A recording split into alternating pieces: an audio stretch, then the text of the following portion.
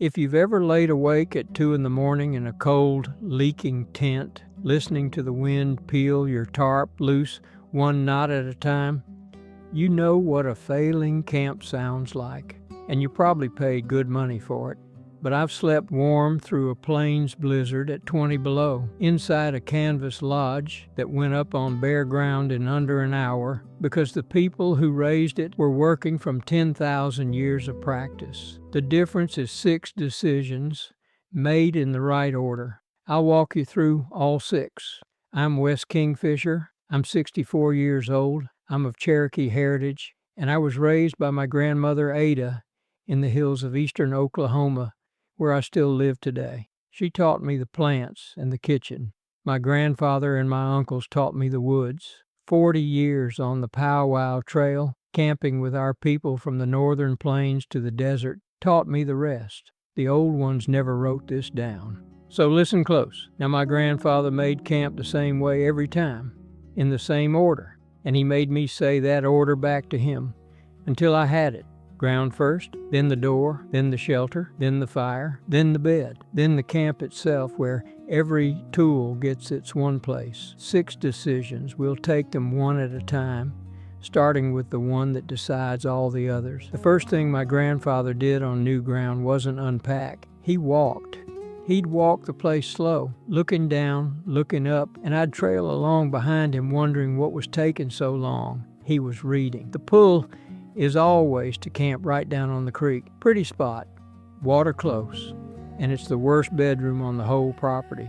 Cold air moves downhill after sundown the same way water does, and it pools in the low ground along the water. The Weather Service calls that cold air drainage. My grandfather called it the cold creek, the one you can't see. Bed down in it, and you'll wake at 3 in the morning a good deal colder than the family camped up on the bench. The low ground holds the damp too, and if a storm breaks somewhere upstream, that pretty gravel bar can turn into a river road before you're awake enough to move. So the old villages in our hills sat up on the terrace, the flat shelf above the water, close enough to carry water in a few minutes, high enough to stay dry, warm, and out of the flood's way. That's your rule. A couple of 100 feet back from the water and a little higher than the ground around you. Then look up before you ever look at the view.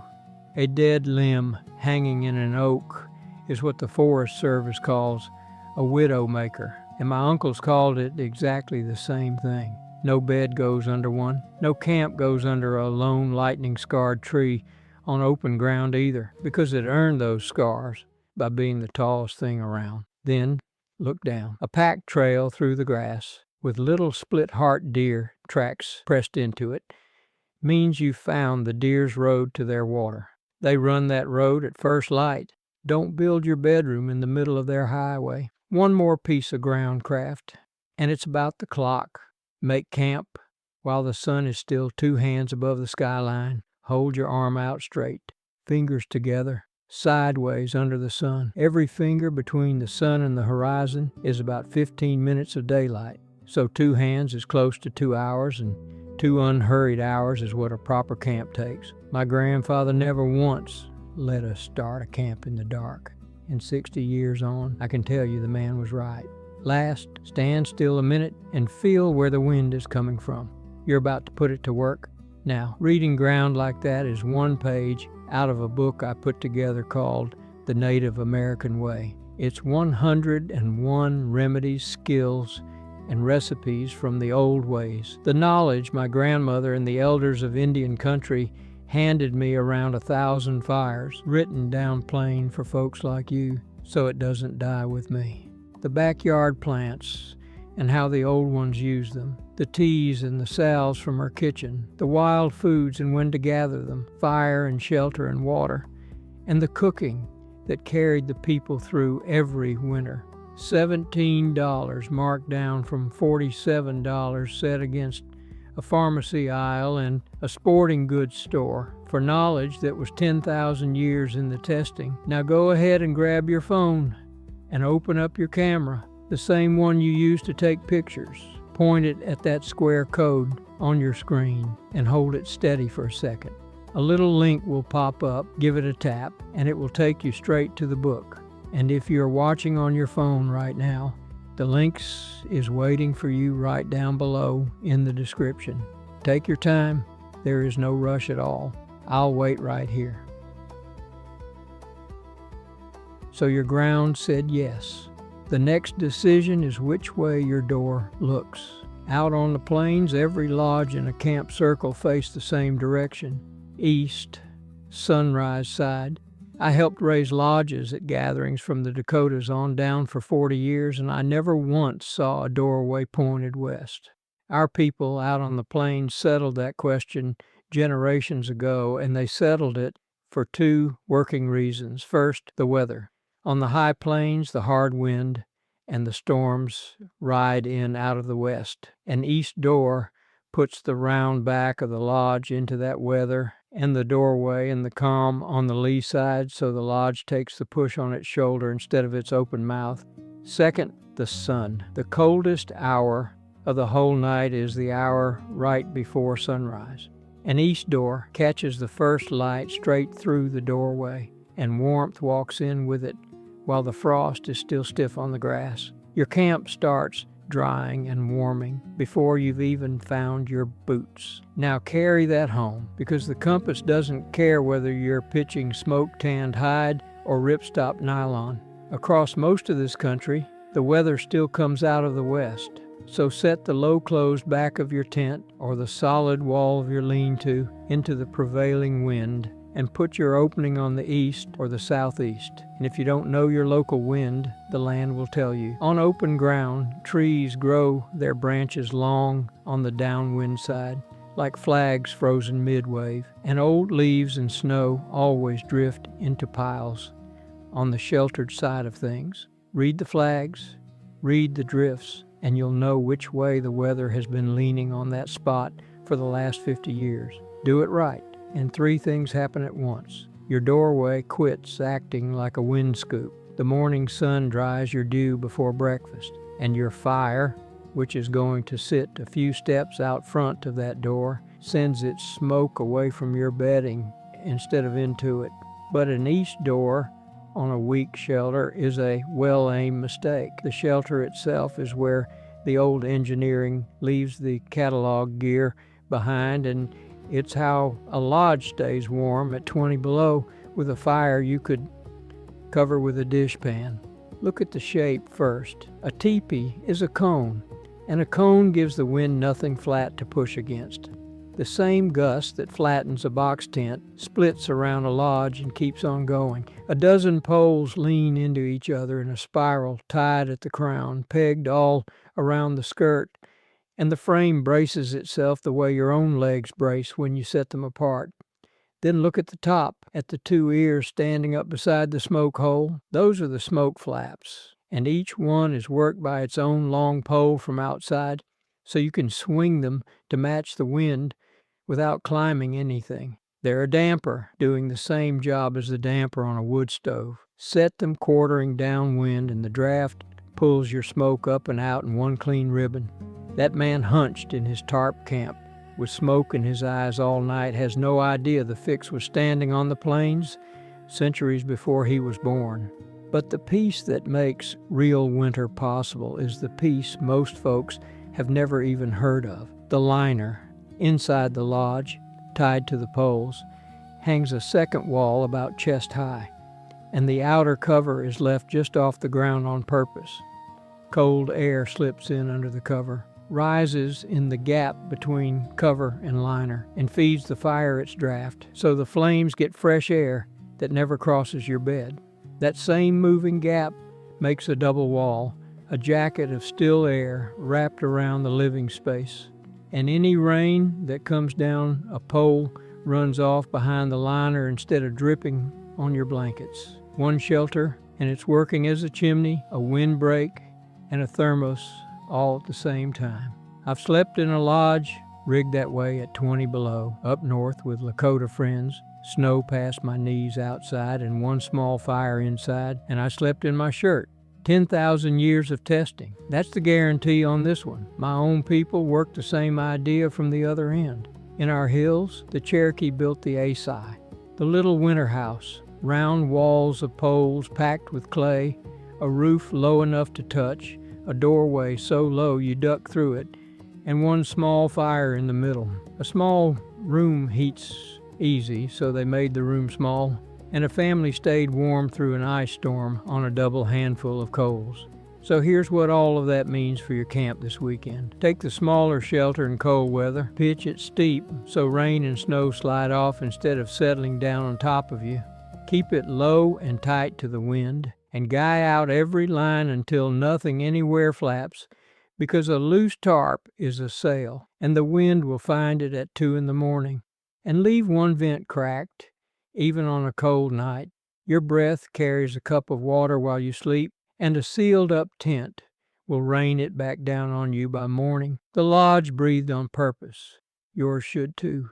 My own camp these days is a plain canvas wall tent, and I run it by the same rules the lodge taught me. Small, steep, tight, and breathing. Now the shelter can hold heat.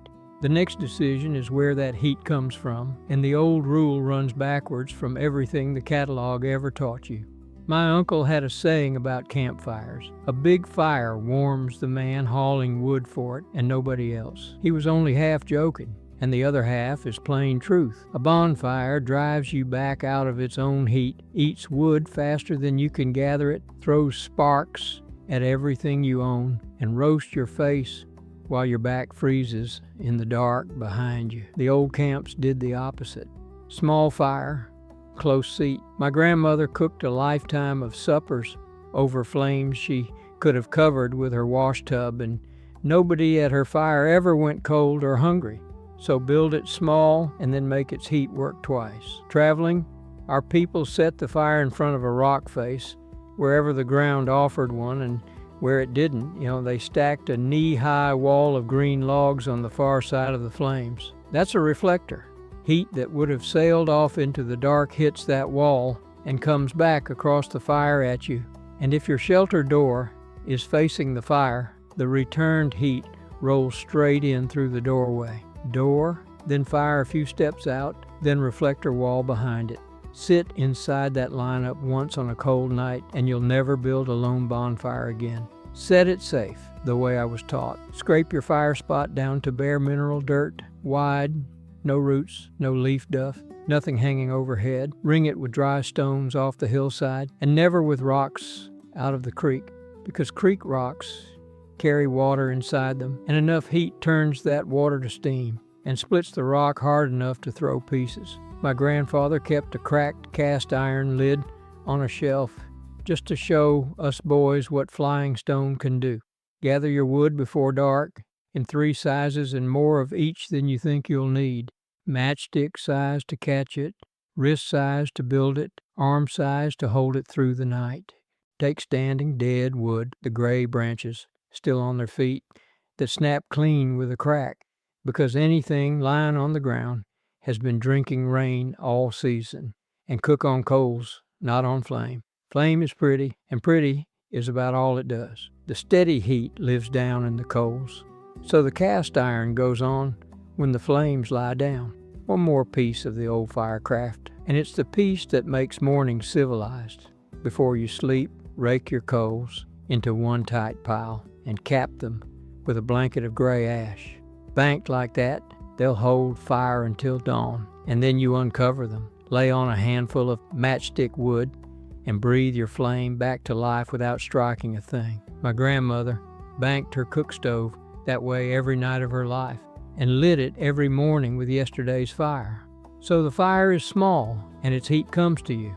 The next decision decides whether you actually sleep tonight, and nearly everybody has it upside down. On a cold night, the ground under you steals more heat than the air above you, because you're pressed right against it all night and it never warms up. You can pile 4 blankets on top and still shiver until sunrise on one thin layer underneath. The cold isn't coming down at you, it's coming up. The old beds all knew it. In the plains lodges, people slept on willow rod beds and backrests up off the floor, with thick robes laid underneath them. Back home, my people wove river cane into sleeping mats and laid them over deep, dry grass. Different country, same answer. Get up off the ground or put a foot of dry insulation between you and it. A foot. That's the number, and I'll say it again before we're done. Dry grass, cattail fluff, oak leaves, cedar boughs. It doesn't much matter which, so long as it's bone dry, piled deep, and springs back when you press on it. If you cut green boughs for a bed, take a branch or two from many trees and never strip one bare, and say "Wado" while you do it. That means thank you. My grandmother said it to every plant she ever took from, and she wasn't being quaint. A camp that takes gently from a place can come back to that place every year for a lifetime. Now the modern math, because the gear companies finally caught up to my grandmother. They print a warmth rating right on sleeping pads these days, and in cold weather, the pad underneath you matters more than the bag on top of you. So spend your money and your attention low, and test your bed the old way by lying on it before dark. If you can feel the ground through it anywhere, shoulder or hip, it isn't finished. A foot of dry loft, there's your number twice. 2 more bed tricks from the old camps. Wool first. Wool will keep you warm, even soaking wet, which is something cotton has never done for anybody. So on a wet night, the blanket touching your skin should be the wool one, and the warm stone. Set a dry stone near your fire through the evening. Near it, never in it. Wrap it in a wool shirt and slide it down by your feet when you turn in. It'll still be giving up heat when the coyotes start singing. My grandmother did the same job with a flat iron off the wood stove when I was a boy, and I've never once slept cold with a warm rock at my feet. Warm, dry, and up off the ground. One decision left, and it's the one that separates a real camp from a pile of gear sitting on dirt. Watch a well-run camp sometime, and the first thing you'll notice is what you don't see. Nothing lying around. On the move, a plains household could come down, load onto a travois, the pole sled the horses pulled, and be on the trail before the morning got warm. That speed came from one habit. Every single thing had one home, and it lived there. Run your camp the same way. The axe has one stump it sticks in. The water jug has one flat rock by the kitchen. The lantern hangs on one branch stub by the door. It sounds fussy right up until the wind rises at midnight and you're tightening lines in the dark, and your hands go straight to what they need with no flashlight, because your hands already know where everything lives. Tidy is just a side effect. The point is speed, and when weather moves in at midnight, speed keeps you safe. Lay it out in zones, the way the old camps did. Sleeping shelter on the upwind, uphill side. Kitchen off to the side and downwind, so your bedding doesn't spend the week smelling like bacon grease. Wood pile stacked up off the dirt on 2 sticks and covered against rain, because wet wood is no wood at all. And your food never sleeps where you sleep. Hang it or box it well away from your bed downwind, so the raccoons and the bears do their shopping somewhere that isn't 2 feet from your head. Then the water discipline, and here comes that number again. Washing, cleaning fish, and the latrine all happen a couple 100 feet from the creek and downhill of camp. 200 feet. The land managers today put that same figure in the leave no trace rules, and the old villages were living by it before anybody wrote rules down, because the people drank that water and intended to keep drinking it. Keep the camp clean as you go, scraps burned or packed away, because a dirty camp rings a dinner bell you can't unring. And last thing before sleep, walk the camp once. Lines tight, fire banked, food up, tools home. It takes 2 minutes and it buys you the whole night. Then when you leave it ready. Drown the fire, stir it, drown it again until you can hold your wrist against the ashes. Scatter your bedding grass back where you gathered it. My grandfather's rule was simple. The next family to walk this ground shouldn't be able to tell we were here unless we left them a stack of dry wood, and then they should be glad we were. There are camping grounds in this country the old people used that way for more generations than anyone can count. That's exactly why they stayed worth using, and that's the 6th decision. Now let me put all 6 together. back at 2 o'clock in the morning where we started. Come back to that man from the start of this, awake in the dark while his camp comes apart around him. Run him through the 6 decisions and watch what changes. This time he isn't down in the cold hollow by the creek. He's up on the bench, a couple 100 feet back, on dry ground with nothing dead hanging over his head. His door looks east, and the closed back of his shelter takes the west wind on its shoulder. The shelter is the small one, pitched steep, guyed tight. One vent cracked so his own breath can leave. A few steps out front, a small fire sits over coals with a green log wall standing behind it, and the heat that wall catches comes back through his doorway all night. Under him lies a foot of dry grass, then wool, with a warm stone down at his feet, and the coal rising out of the ground never reaches his back. His wood is stacked and covered. His food hangs away downwind. And when the midnight gust arrives, his hands find every line in the dark, because everything in his camp has one home. The wind that wrecked his last trip is just a sound now. The cone sheds it, the fire ignores it, and it turns into something to fall back asleep to. Come morning, the sun walks straight in through his east door. The banked coals wake with one breath and a handful of sticks. His coffee is boiling while the expensive camp down in the hollow is still wringing out its sleeping bags. Nothing about his gear changed. Every decision did. That's how our people camped across this whole country. The plains, the north country, the desert, and these old green hills of mine for 10,000 years. And not one piece of it cost you a thing to start using this weekend. That whole camp, the ground, the door, the shelter, the fire, the bed, and the order holding it together is one page out of the Native American way, written down plain, so nobody has to learn it wet at 2 in the morning. Now go ahead and grab your phone and open up your camera and point it at that square code on your screen and hold it steady for a second. A little link will pop up, give it a tap, and it will take you straight to the book. And if you're watching on your phone right now, the link is waiting for you right down below in the description. Now, if you enjoyed this video, you will enjoy the video right now on screen even more. I can assure you on that. Click it right now, my friend.